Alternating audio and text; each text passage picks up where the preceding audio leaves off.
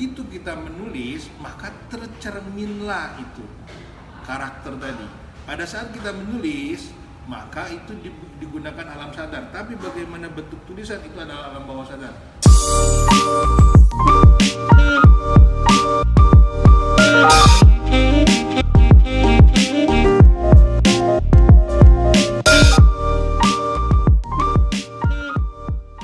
Assalamualaikum warahmatullahi wabarakatuh.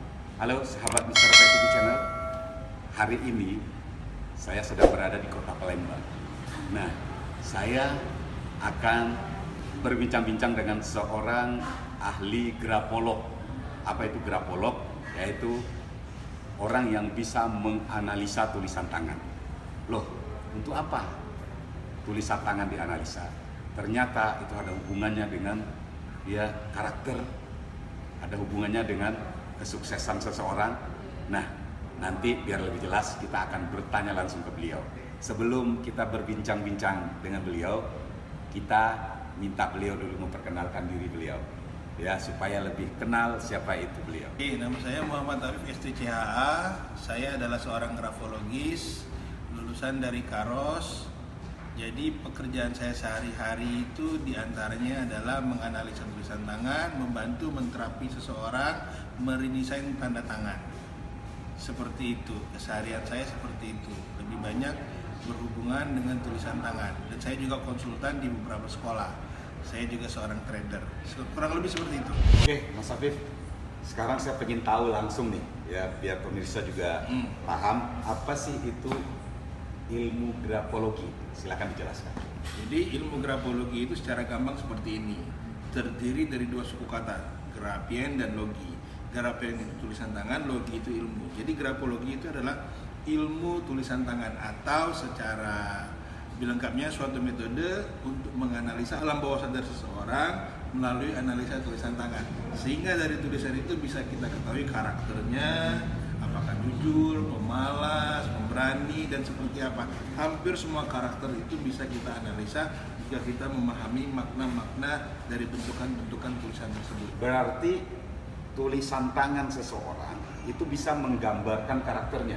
Betul. Nah, yang saya masih ragu nih, di mana sih kesimpulannya kok bisa tulisan tangan bisa dianalisa, kemudian itu bisa mencermin atau menggambarkan karakter seseorang.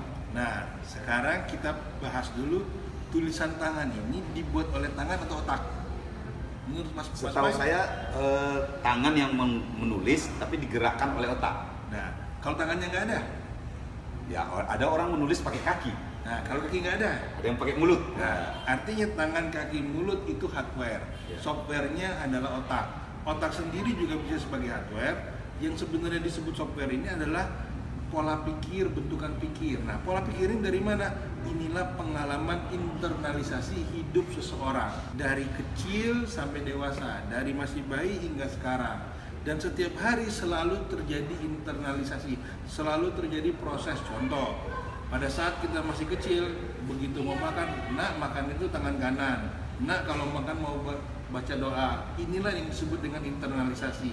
Jadi internalisasi ini meliputi semua aspek, kebudayaan, agama, kebiasaan, dan lain-lain. Nah, begitu kita menulis, maka tercerminlah itu karakter tadi. Pada saat kita menulis, maka itu digunakan alam sadar. Tapi bagaimana bentuk tulisan itu adalah alam bawah sadar. Contoh, ingat-ingat pada saat SD dulu, contoh di papan tulis ini Ibu Budi. Bentuknya ada, tapi bentuk tulisan sekelas beda-beda. Kenapa? Karena pengalaman internalisasinya beda-beda. Maka itu tulisan orang mencerminkan kepribadiannya. Setiap individu unik karena pengalaman hidupnya beda-beda. Nah, permasalahannya sekarang nih Mas Afif. Saya kan dari SD belajar menulis nih sampai sekarang. Tulisan saya itu kadang-kadang ya memang suka berubah-ubah.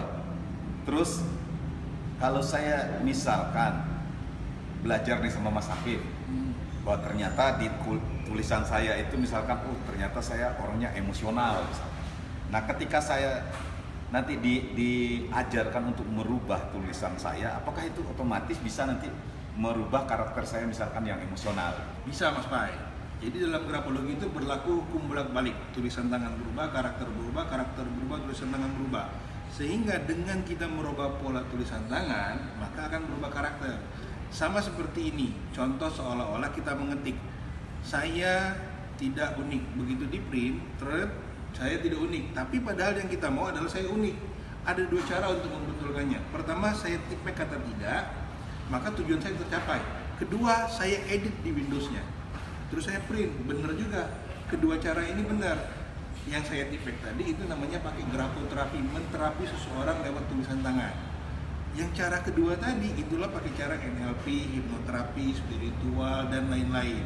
Nah, kalau cara pertama ini berhasil, begitu cara dua juga dipakai, maka percepatan terjadi. Tetapi kalau dari dalamnya sudah menolak, maka bayangkan program mau masuk ke dalam, dari luar masuk ke dalam nolak. Gimana bisa terjadi terapi lewat tulisan tangan? Nggak bisa kan? Makanya di sininya harus benar dulu, sehingga terjadi proses kedua-duanya jalan, percepatan terjadi. Seperti itu. Banyak diantaranya itu contoh, teman saya meredesain tanda tangan. Tanda tangan itu signature, sign of your nature, tanda alami diri Anda. Begitu kita mengubah tanda tangan, change your signature, change your life, akan mengubah jalan hidup Anda. Seperti itu. Saya juga ingin tahu, mungkin juga sahabat Mr. PTV Channel, ini ilmu berasal dari mana? Kenapa? Karena gini, masa iya orang bisa bisa membaca karakter dari tanda tangan. Ini ilmu asalnya dari mana dan kapan kira-kira ilmu ini hadir atau ilmu ini ditemukan? Jadi ilmu ini sebenarnya sudah ada lama. Jadi dari zaman Aristoteles, zaman filsuf zaman dulu. Tetapi yang menyebut ini sebagai ilmu grafologi itu adanya di tahun 1600-an. Kita menyebutnya bapak grafologi modern, yaitu Bapak Abimikon. Nah, prosesnya sendiri masuk ke Indonesia sebenarnya kalau saya belajar dari sejarahnya tahun 45 itu sudah masuk, Pak. Tetapi pada zaman itu baru sedikit yang belajar dan fokusnya pada saat itu masih kemerdekaan kan, baru membangun lebih ke fisik. Nah, sejak 2000-an ke sekarang ini banyak dari orang-orang yang belajar ke Eropa, ke Amerika, itu pusat grafologinya. Akhirnya dibawa ke Indonesia. Saya sendiri juga belajar berbagai aliran dan saya juga sertifikasi dari Karos Amerika. Nah, di situ saya belajar banyak hal dan saya membantu. Cita-cita saya itu adalah ingin berbagi ilmu grafologi. Lewat channel ini pun saya ingin berbagi. Jadi, saya boleh sebut channel grafologi saya? Siap. Nah, bagi yang ingin belajar grafologi dari huruf A sampai huruf Z secara gratis, pantengin channel saya, Afif Grapologis. Di situ teman-teman akan belajar setiap tarikan itu memiliki arti. Nah, apalagi bagi seorang pemilik UMKM, ini sangat membantu dalam seleksi karyawan, dalam membentuk karakter diri, dalam mengetahui mana karakter yang bohong dan tidak bohong, mana yang bakal argumentatif, mana yang suka ngomong, itu terlihat jelas. Ternyata Mas Afif, ilmu grafologi ini sangat banyak sekali manfaatnya. Banyak sekali. Kenapa? Karena memang kalau kita ingin sukses di bidang apa saja, tentu harus ada ikhtiar yang kita lakukan. Betul. Jadi kalau selama ini kita hanya tahu ikhtiarnya secara fisik ya, harus bekerja, belajar gitu ya. Ternyata ada juga ikhtiar non fisik ya. Artinya tadi yang Mas Afif sampaikan itu alam bawah sadar. Nah, betul. ternyata memang tulisan kita itu dipengaruhi oleh alam bawah sadar. Jadi bisa menggambarkan, dan kabar baiknya lagi disampaikan Mas Afif tadi adalah bisa dirubah ya.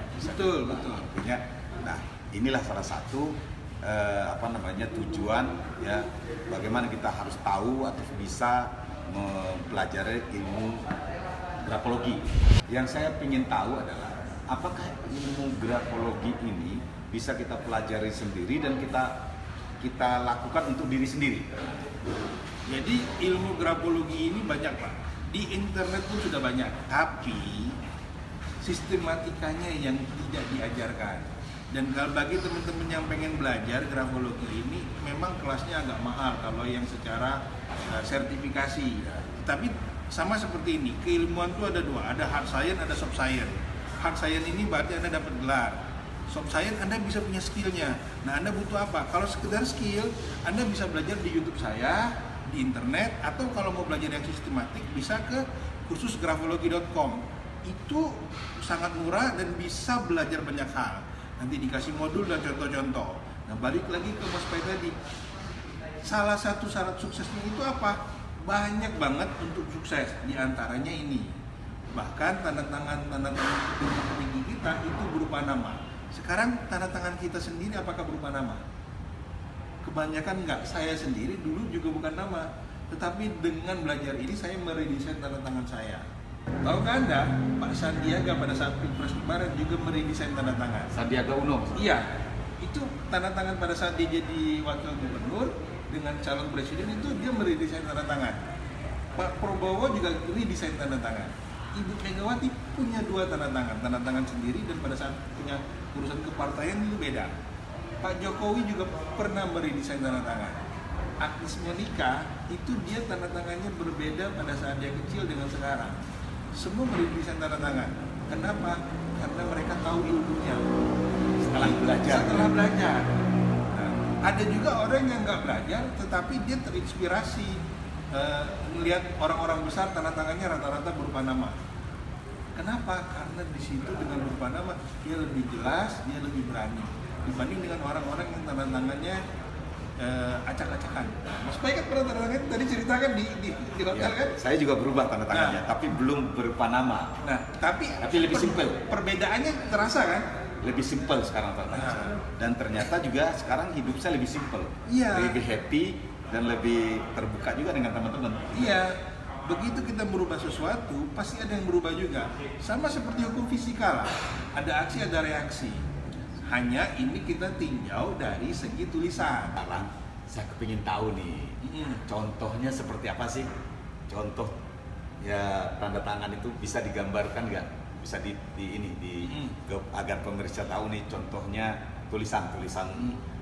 Kalau bisa menjelaskan sedikit ya. Bisa. Oke, silakan. Oke, sekarang saya akan kasih contoh.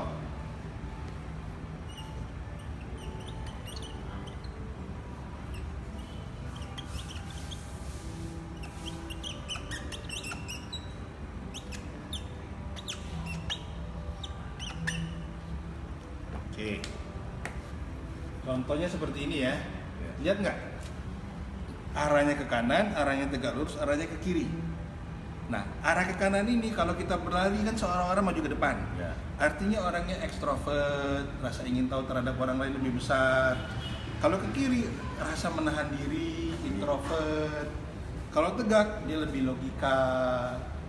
Nah, bagaimana cara kita dengan mengetahui arahnya saja, cara pendekatan kita terhadap orang-orang beda-beda. Kalau yang orangnya ke kanan, orang ini senang dipuji. Ditambah lagi kalau tulisannya besar. Maka kalau Anda pengen mendekatkan kepada orang ini atau melakukan pendekatan, misalnya ada proposal sales, puji orang ini. Kalau orang yang seperti ini, orang ini logika, maka Anda perlu menjelaskan di bawah satu hal secara detail. Ya. Kalau orang seperti ini, dia tertutup, artinya Anda butuh waktu lebih. Dia tidak serta-merta karena dia butuh kenyamanan. Jadi jangan dari awal langsung ngomongin produk. Make relation dulu dong, baru bisa. Ini baru ngomongin arah, belum ngomongin ukuran, belum ngomongin spasi, belum ngomongin baseline. Nah, baseline bisa seperti ini.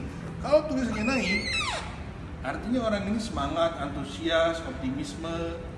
Kalau orang tulisannya turun, artinya dia punya rasa bersalah, pesimis. Nah, kalau tulisannya lurus, beda lagi. Kalau dia gelombang, beda lagi. Banyak aspek yang bisa kita pelajari. Jadi ini semua kita tulisan sebut, ini dipengaruhi oleh otak. Otak ini hasil pengalaman hidup Anda sendiri. Hidup Anda sendiri akan tercermin ke dalam tulisan. Dia tercermin dalam bentuk tulisan, ucapan, tingkah laku. Hanya kita bahas sekarang aspeknya dari sini. Contoh, orang Padang pasti kan ngomongnya kan bahasa Padang karena kultur Padang. Beda dengan Jawa. Karena kan terjadi terus menerus. Nah, itu sehingga dialeknya juga kadang dialeknya juga otomatis jalan. Itulah yang disebut dengan internalisasi, dan itu tercermin dari tulisan, ucapan, dan perilaku. Orang pemalu otomatis dia kan lebih menunduk, Beda dengan orang yang percaya diri. Nah, kalau pemalu dari bahasa tubuh begini, dari tulisan kecil. Kalau orang percaya diri dari bahasa tubuh kan gagah, tulisannya juga gagah, lebar-lebar, besar-besar.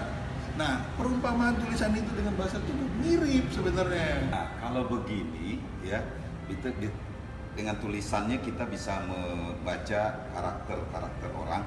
Berarti nih kalau saya mau merekrut karyawan, terus kemudian saya suruh buat lamarannya pakai kertas polos dan harus ditulis tangan. Nah, itu sangat bermanfaat sekali mungkin ya. Oh iya, otomatis. Kenapa? Kita bisa tahu karakternya langsung. Mau nggak Mas Peng punya karyawan tukang bohong? Ya pasti nggak mau. Dari tulisan ketahuan kalau dia tukang bohong. Artinya kalau ngomong tukang bohong itu biasa dilakukan terus-menerus kan? Ya. Jadi karakter kan terlihat kalau ada.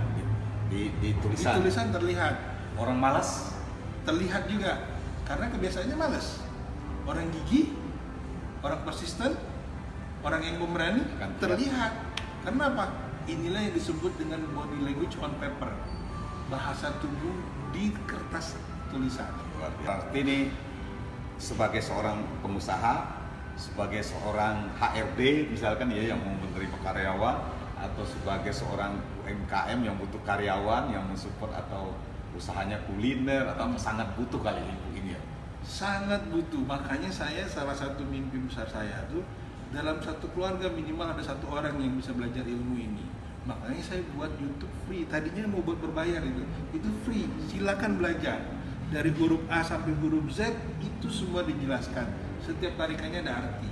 Nah kalau pengen juga belajar lagi yang ada modul terstruktur dan ada video lebih lengkap, buka kursusgrafologi.com. Kursusgrafologi.com itu lagi promo-promo. Kursusgrafologi.com. Itu sangat bagus banget. Kenapa? Kalau dia seorang HRD, dia akan menghemat waktu dalam hal rekrutmen. Misalnya gini, yang ngelamar 100 kan pada umumnya diambil atau dilihat nilai yang besar aja kan, baru dipanggil. Tapi dengan grafologi kita bisa tahu, oh butuhnya kasir, artinya tulisannya kecil. Oh butuhnya marketing, oh artinya lowernya yang panjang. Oh kita butuhnya ini untuk pelayan, oh pelayan ini selanya ke kanan. Nah hal-hal yang seperti itu, sehingga kita tinggal kriteria aja pakai, selesai. Selain manfaat yang bisa digunakan untuk bisnis atau perekrutan karyawan, apakah juga bisa untuk yang lain, misalkan untuk anak nih, untuk cara mendidik anak di rumah gitu dengan melihat tantangannya sendiri? Betul sekali. Jadi coba ingat-ingat pada saat kita SD itu pernah menulis buku halus kasar kan? Halus kasar, benar ya, halus kasar. Ternyata itu sangat mempengaruhi karakter kita. Kenapa Jepang bisa menjajah Indonesia hanya 3,5 tahun, Belanda 350 tahun? Salah satunya lewat jalur pendidikan, menulis. Pemimpin-pemimpin kita zaman waktu Belanda itu disuruh belajar menulis dengan huruf T misalnya seperti ini. Ini artinya huruf T yang ini tidak percaya diri, ini percaya diri. Dengan huruf T seperti ini, kita bentuk karakter anak kita, suruh bentuk huruf T seperti ini, maka dia akan lebih percaya diri. Ini huruf T-nya Bung Karno, John F. Kennedy, itu rata-rata seperti itu, tinggi dan menantang. Nah ini dari huruf T. Jadi manfaat apa lagi selain dari itu? Nah, dalam grafologi itu ada 4 fase, 0 sampai 12 ini fase paling gampang kalau mau membentuk karakter anak. Lewat apa? Salah satunya lewat tulisan tangan. Kenapa paling gampang? Karena anak belum banyak input. Begitu kita kasih input bentuk dengan tulisan tangan, karakternya kan terbentuk. Nah itu lebih gampang orang dewasa kan, karena inputnya sudah banyak, programnya sudah banyak. Tapi ini pas ini nih, apa namanya, saya ingin memastikan, kalau dengan anak merubah tulisannya, apakah nanti otomatis karakternya juga akan berubah? Karena dalam grafologi berlaku hukum bolak-balik, tulisan tangan berubah, karakter berubah, tulisan tangan berubah. Tapi apakah langsung berubah hari itu dia langsung berubah? Butuh waktu, namanya terapi, namanya grafoterapi, menterapi tulisan selama 30 hari. 30 hari dia Dengan harus pola-pola tertentu. Jadi ketika dia menterapi itu otomatis menstimulus dari luar. Nah sama seperti ini, kita menstimulus dari dalam. Kita misalnya ngomong, saya percaya diri, lama-lama kan percaya diri. Itu kan dari ucapan. Nah tulisan juga seperti itu, tulisan percaya diri apa sih cirinya? Nah itu dilakukan. Itu tadi sahabat Mr. Pai TV Channel pembicaraan yang sangat menarik ya, tapi beliau kebetulan ada kegiatan lain jadi kita tidak bisa berlama-lama. Tapi bagi sahabat Mr. Pai yang ingin mendalami atau ingin belajar atau ingin lebih mengetahui tentang bagaimana cara menganalisa tulisan tangan, yang pertama bisa melihat channel YouTube beliau yaitu Apif Grafologis. Nanti saya akan tulis di deskripsi, termasuk juga kursus grafologi.com. Nanti saya akan tulis di deskripsi ya video supaya sahabat-sahabat Mr. Pai bisa belajar yang betul-betul ingin tertarik, karena saya setelah dapat penjelasan itu juga sangat menarik buat saya, karena saya ingin juga menerapkan untuk anak-anak saya supaya bisa bisa merubah karakternya yang selama ini kita sulit sekali ya, karena saya melihat tulisan anak saya itu juga masih acak-acakan dan ternyata juga itu karakternya juga acak-acakan seperti itu ya. Jadi itu harus dari mulai di terapi tulisannya. Oke, Mas Afif, terima kasih banyak perbincangan yang sangat menarik ini. Terima kasih atas ilmunya. Ya, mudah-mudahan ini menjadi inspirasi, menjadi motivasi buat sahabat-sahabat Mr. Pai. Kenapa? Karena menurut saya ini sangat bermanfaat sekali. Betul. Ya, kenapa? Karena sukses itu banyak hal yang harus dilakukan. Jadi harus ikhtiar. Ternyata ikhtiarnya secara fisik juga secara metafisik. Nah, dengan ilmu grafologi ini berarti kita berikhtiar secara metafisik. Ya, secara alam bawah sadar. Nah, mudah-mudahan apa yang Mas Afif sampaikan tadi menginspirasi dan bisa merubah ya sahabat-sahabat Mr. Pai untuk bisa jauh lebih sukses. Terima kasih. Assalamualaikum warahmatullahi wabarakatuh.